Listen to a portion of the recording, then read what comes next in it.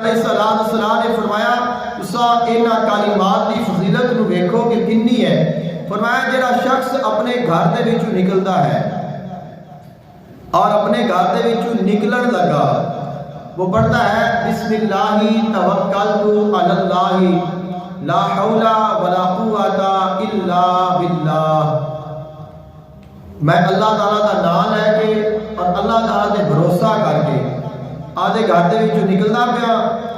اور نیکی کرن دی طاقت اور گناہ تو بچن دی طاقت صرف اللہ نے عطا کرنی ہے۔ فرمایا جس وقت انسان یہ پڑھ کے اپنے گھر دے وچوں نکلتا ہے